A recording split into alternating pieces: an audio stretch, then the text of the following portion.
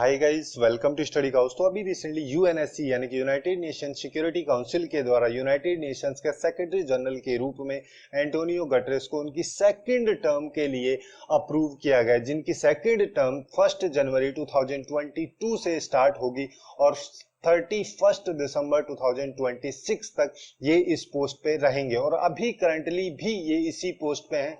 इनको 2017 के 1 जनवरी को इस पोस्ट पे रखा गया था और यहाँ पे इनका टेन्योर 31 दिसंबर 2021 को एंड होने वाला है। इस वजह से ही अभी रिसेंटली यहाँ पे ये अपॉइंटमेंट स्टार्ट की गई। तो इसके बारे में पूरा डिटेल में हम एनालिसिस करेंगे कि किस तरीके से यूनाइटेड नेशंस के सेक्रेटरी जनरल की अपॉइंटमेंट होती है। तो एक एक करके हम बात करते हैं। इसका जो टेन्योर है, जैसे कि अभी हमने देखा 5 साल का टेन्योर होता है, जो कि 1 जनवरी से स्टार्ट होता है, 31 दिसंबर तक एंड होता है। और ये जो यूनाइटेड नेशंस के सेक्रेटरी जनरल होते हैं, जिनकी मेन रिकमेंडेशन जो है वो आती है यूएनएससी यानी कि यूनाइटेड नेशन सिक्योरिटी काउंसिल के द्वारा, और उसके बाद में उसको अपॉइंट करने का जो काम होता है वो यूनाइटेड नेशन जनरल असेंबली का होता है। तो जैसे कि आप लोग यहाँ पे देख रहे हैं कि दो जो ऑर्गेनाइजेशंस हैं, एक तो यूएनजीए और दूसरी यूएनएससी, इनके द्वारा ही काफी इंपॉर्टेंट रोल प्ले किया जाता है यूनाइटेड नेशंस के सिक्योरिटी जनरल को अपॉइंट करने में। बट यहाँ पे सबसे ज्यादा जो इंपॉर्टेंट रोल है वो है यूएनएससी का, क्योंकि इसके जो 5 परमानेंट मेंबर हैं, China, France, Russia, UK and United States, उनके पास में वीटो पावर होती है। किसी भी पर्सन को वो वीटो कर सकते हैं। जैसे एग्जांपल के तौर पे हम यहाँ पे देख सकते हैं कि तो 1981 में चाइना के द्वारा इस वीटो पावर का यूज किया गया था, जब उस टाइम पे यूनाइटेड नेशंस के सेक्रेटरी जनरल के रूप में काम कर रहे थे यहाँ पे, जिनका नाम था कुर्ट वाल्डेम, जो कि ऑस्ट्रिया के थे। इनके द्वारा 1972 में ये पोस्ट संभाली गई थी और 2 बार ये लगातार रह चुके थे, यानी कि 1981 तक ये बने रहे थे। बट उसके बाद थर्ड टाइम के लिए यहाँ पे इसका अप्रूवल के बारे में जब बात आई तो चाइना के द्वारा इसको डिनाई कर दिया गया था और यहाँ पे अपना वीटो पावर यूज किया गया था। तो जनरली यहाँ पे अभी तक कोई भी जो यूनाइटेड नेशंस के सेक्रेटरी जनरल है वो 2 बार से ज्यादा यहाँ पे बने नहीं है। और इस वजह से उसके बाद में 1982 में जेवियर पेरेज, जो कि पेरू के थे, उनको यहाँ पे यूनाइटेड नेशंस के सेक्रेटरी जनरल के रूप में अपॉइंट किया गया था। अब वैसे ही एक केस और हुआ था 1997 में, जब यूएसए के द्वारा इस पावर का यूज किया गया था। उस टाइम पे यूनाइटेड नेशंस के सेक्रेटरी जनरल के रूप में यहाँ पे थे बोट्रेस गाली, जिनके द्वारा 1992 में इस पोस्ट पे संभाला गया था और 1996 तक ये इस पोस्ट पे थे। बट सेकंड टाइम पे जब बात आई इनको वापस से रखने की, तो यूएस के द्वारा इसको डिनाई कर दिया गया था, जिसकी वजह से बाद में कोफी अन्नान, जो कि गाना के थे, उनके द्वारा इस पोस्ट को 1997 में संभाला गया और फिर लगातार 2 बार यानी कि 2006 तक ये इस पोस्ट पे रहे थे।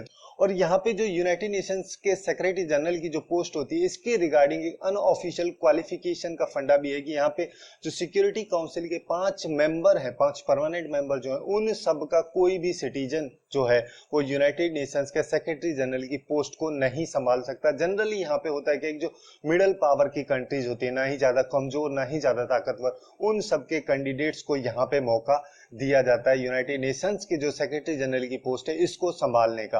अब किसी भी कैंडिडेट को रिकमेंड करने में जो यूनाइटेड नेशन सिक्योरिटी काउंसिल के 5 परमानेंट मेंबर है, उनका तो वीटो रोल अभी हमने देखा।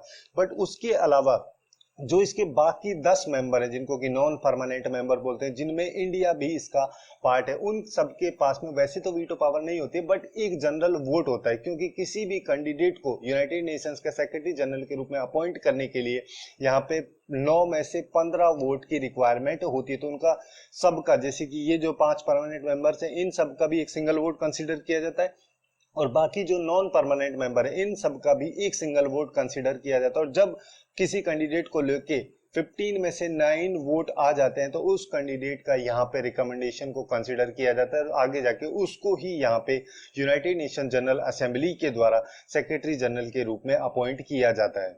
और पहले जो यूनाइटेड नेशंस के सेक्रेटरी जनरल की अपॉइंटमेंट होती थी, वो प्रोसेस काफी क्लोज्ड प्रोसेस होता था, बिहाइंड डोर्स, मतलब कि उसमें जो यूएनएससी के परमानेंट मेंबर्स हैं और जो नॉन परमानेंट मेंबर हैं, उन सब का ही काफी ज्यादा रोल होता था। बट यहाँ पे जनरल असेंबली के द्वारा, यूएनजीए के द्वारा 2015 में एक रेजोल्यूशन को अडॉप्ट किया गया, जिससे कि यहाँ पे जो सिलेक्शन प्रोसेस है सेक्रेटरी जनरल का, उसको काफी ट्रांसपेरेंट बनाने की कोशिश की गई, जिसमें जो भी मेंबर स्टेट्स कैंडिडेट्स हैं यूएनजीए के, वो सब यहाँ पे जो बेसिक इंफॉर्मेशन है सारे कैंडिडेट्स की उसको देख सकते हैं, और यहाँ पे जो भी उनके रेज्यूमेज वगैरह होते हैं, और जब भी ओपन सेशन में उनको क्वेश्चन किया जाता है तो उस समय वो सारे जो मेंबर्स हैं यूएनजीए के वो सब पार्टिसिपेट कर सकते हैं। और इसी प्रोसेस के थ्रू जो एंटोनियो गुटेरेस थे उनको 2016 में अपॉइंट किया गया था, और अभी रिसेंटली यहाँ पे ये अप्रूव किया गया है यूएनएससी के द्वारा कि 2022 से उनका